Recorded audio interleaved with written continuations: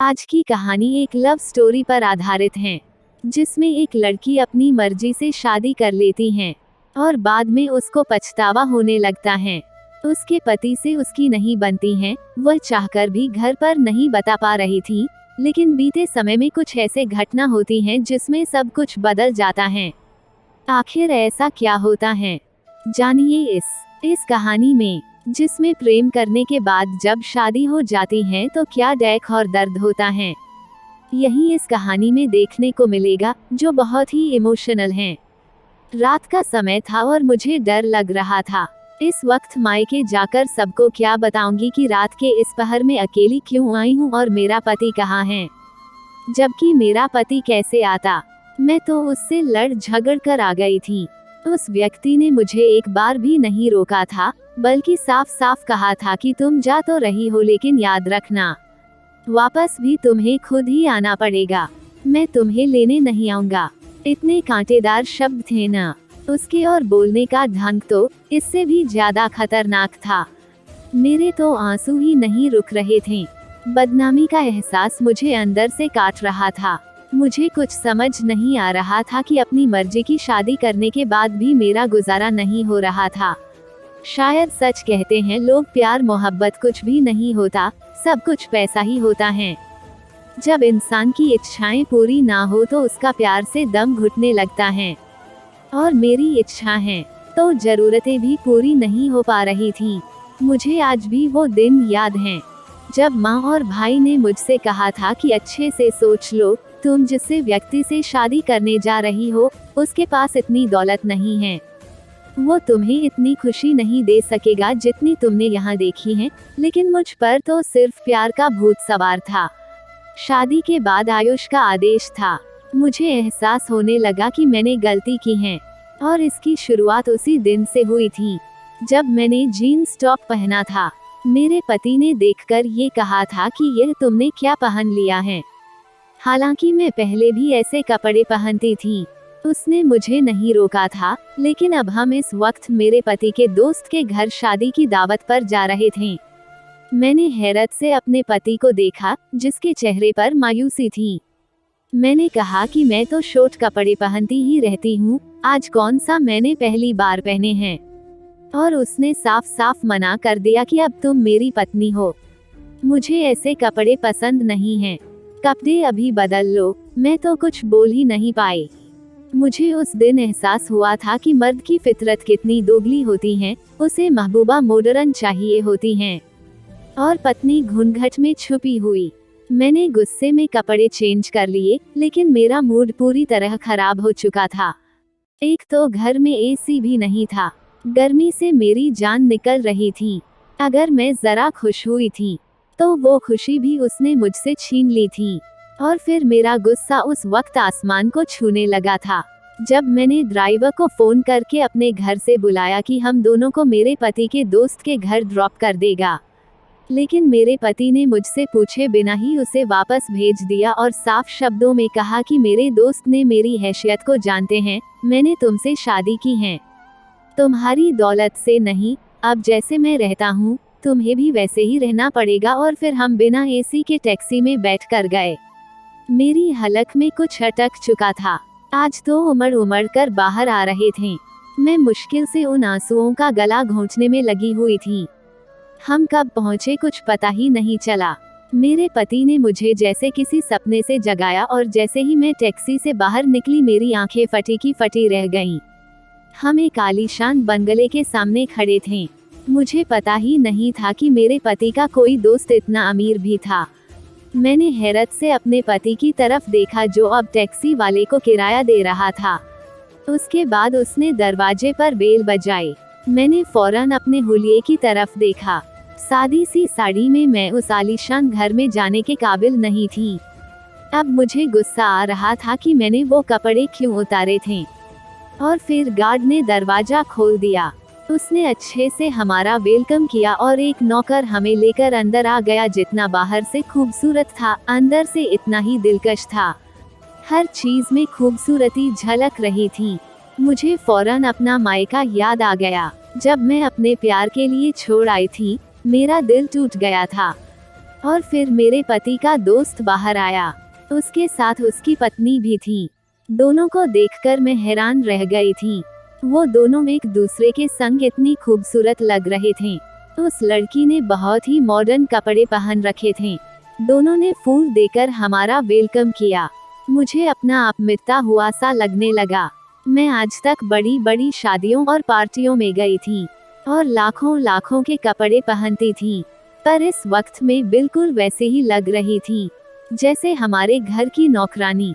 अंदर का माहौल इतना ठंडा था कि मुझे कुछ देर बाद ही ठंड लगने लगी। मैं तो उन सब चीजों की आदी थी। गर्मी तो मैंने कभी देखी ही नहीं थी। मेरा पति अपने दोस्त से हंस हंस कर बातें कर रहा था और उसकी पत्नी खाने पीने का इंतजाम देखने चली गई थी। मेरे पति के दोस्त ने कहा कि भाभी आप बहुत अच्छी लग रही हैं।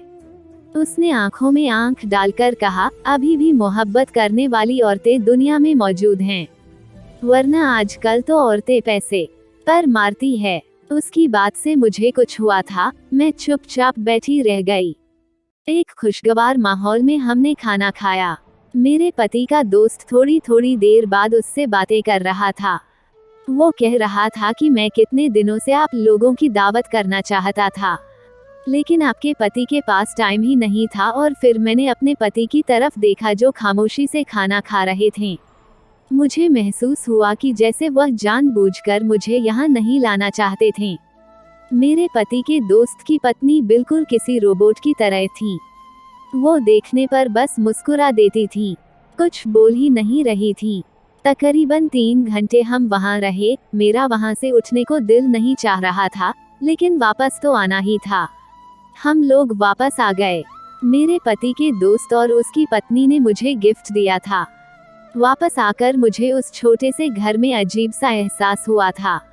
मेरा दम घुटने लगा था। दिल कर रहा था कि वापस उधर ही चली जाऊं, लेकिन अब तो मुझे यहीं रहना था।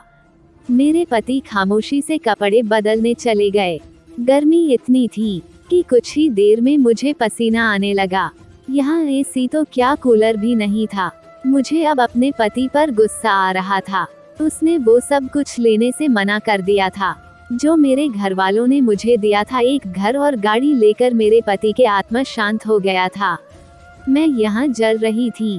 कुछ देर बाद मैंने भी चेंज कर लिया और जब मैंने गिफ्ट खोलकर देखा तो मेरी आंखें चुंगी आ गई। उसमें ही खूबसूरत सा डायमंड का सेट था। मैं अभी उसकी खूबसूरती में गुम थी कि मेरे पति ने वो सेट मेरे हाथ से छीन लिया और कहा कि इतना महंगा गिफ्ट नहीं लेना, ये हम उन्हें वापस करेंगे। मैंने हैरत से अपने पति को देखा। उसके चेहरे पर गुस्सा था। मैंने सेट ही फेंक दिया और सोने के लिए लेट गई, लेकिन गर्मी इतनी थी कि सोया नहीं गया, जबकि मेरा पति थोड़ी देर बाद ही सो गया था। उसे आदत थी ऐसे रहने की, जबकि मुझे नहीं थी। और फिर हमारे झगड़े बढ़ते गए। मुझे महसूस हुआ था कि मेरा पति बड़ा अजीब और सनकी सा था। उसने मुझे जॉब करने से भी मना कर दिया था। जॉब की मुझे बहुत अच्छी जगह से ऑफर हुई थी। मैंने अपने पति से कहा कि हम दोनों मिलकर जॉब करते हैं और अपना घर बनाएंगे, वो सब चीजें जिनकी हमें जरूरत है। लेकिन मेरे पति ने कहा कि मैं तुम्हें जॉब की अनुमति नहीं दे सकता। अब मुझे लगने लगा था कि उसने जैसे मुझे घर में कैद कर लिया। मैं पागल हो रही थी। मुझे छोटी छोटी जरूरतों के लिए पैसे चाहिए होते थे जो मेरे पति के पास नहीं थे। कभी बिजली नहीं होती तो कभी पानी बंद हो जाता था। 4 दिन में ही मेरी अक्ल ठिकाने आ गई। मोहब्बत का भूत मेरे सर से फौरन उतर गया था। मैं तो अपने भाई से भी कुछ डिस्कस नहीं कर सकती थी। उसने पहले ही मुझे इस शादी से मना किया था और फिर उसी दिन मुझे माँ का फोन आ गया। वो मुझे बता रही थी कि भाई और भाभी घूमने गए हुए थे। मेरा दिल दुख रहा था। भाई ने भाभी को अपनी मुट्ठी में किया हुआ था। वैसे तो भाभी बहुत अच्छी थी, लेकिन मेरा भाई उसकी मर्जी के बिना कुछ नहीं कर सकता था। मुझे नए कपड़े की जरूरत थी। मेरे पास कपड़े के कम जोड़े थे। मुझे कुछ कपड़े खरीदने थे। मैंने बातों बातों में माँ से कहा था तो उन्होंने मेरे अकाउंट में पैसे भेज दिए और मैं खुश हो गई। फिर मैं फौरन शॉपिंग करने चली गई, लेकिन जब वापस आई तो मेरा पति घर आ चुका था। उसने गुस्से से पूछा कि तुम मुझे बताए बिना कहाँ गई थी। मैंने साफ साफ कह दिया कि शॉपिंग करने गई थी और मुझे डर भी लग रहा था। मेरे पति ने पैसों के बारे में पूछा तो मैंने कहा उसकी माँ से लिए हैं। इस पर उसने अपने जबड़े भींच लिए। मैं जानती थी कि उसे गुस्सा आया था, लेकिन यह मेरे पैसे थे, उन पर मेरा हक था। वो घर से निकल गया। रात को आया तो उसके हाथ में कुछ कपड़े थे। उसने वो कपड़े मेरी तरफ फेंकते हुए कहा कि ये किसी भिखारी को दे दो। मेरा दिमाग बिल्कुल खराब हो गया। मुझे अपने पति पर पागलपन का असर लग रहा था। मैं भी चुप न रह सकी और मैंने कहा कि तुम पागल हो गए हो क्या? अगर तुम्हारा बस चले तो तुम तो मुझे यहाँ सांस भी न लेने दो। मेरा यहाँ दम घुटता है। मेरी माँ के पैसों पर मेरा हक है। वो भी गुस्से से बोला तुम ही मुझसे शादी करना चाहती थी, मैंने तुमसे कुछ छुपाया नहीं था और मैं रोने लगी। मैंने वो कपड़े उठाए जो मैं खरीद कर लाई थी। जब मैं कमरे से निकलने लगी मेरे पति ने पीछे से कहा कि जा तो रही हो, मगर वापस भी तुम्हें खुद ही आना पड़ेगा। और मैं पता नहीं कैसे अपने घर तक पहुंची थी। मैं आते ही अपनी माँ से लिपट कर रो पड़ी। उन्होंने पूछा कि क्या हुआ है, पर मैं कुछ नहीं कह सकी। मैं चुपचाप अपने कमरे में आ गई। मुझे अपने पति से नफरत महसूस हो रही थी। मेरी मोहब्बत जैसे मर गई थी। अपने कमरे में एसी के साथ मुझे अच्छी नींद आई थी। अगली सुबह भाभी ने मुझे आकर उठाया था। वो मुझसे शिकवा कर रही थी, हम भी रात को ही आए हैं। अरे भाभी से फौरन पूछा कि भाई आपसे इतनी मोहब्बत कैसे करते हैं, वो आपकी हर बात कैसी मानते हैं। यह सुनकर भाभी के चेहरे पर साया सा लहराया। फिर उन्होंने कहा कि ये तो औरत के नसीब की बात है, किसी को सब मिल जाता है और किसी को सब मिलकर भी कुछ नहीं मिलता। मुझे उनकी बातों पर हैरत हुई। उन्होंने मुझे कहा कि अपने पति के साथ हमेशा वफादार रहो, बस यही एक रास्ता है जिससे पति का दिल जीता जा सकता है। और मैं सर झुकाए बैठी रही। किसी ने मुझसे कुछ नहीं पूछा। पूरा हताश हो चुकी थी। अपने मायके आए तब ना मेरे पति ने फोन किया था ना मैंने। मैं यहाँ बहुत सुकून में थी। ससुराल के बारे में याद आते ही मेरी आत्मा कांप जाती थी। कभी कभी वो जाली व्यक्ति याद आता था क्योंकि मैं उससे मोहब्बत करती थी। और फिर पूरे एक हफ्ते बाद मुझे एक अनजान नंबर से फोन आया।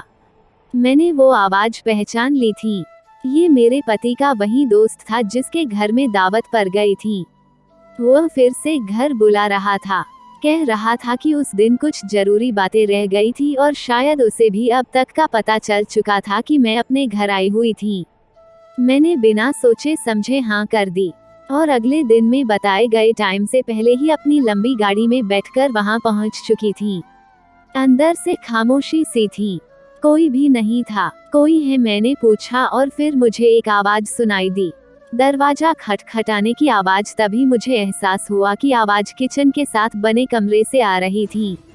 मैंने जाकर दरवाजा खोला जो बाहर से बंद था।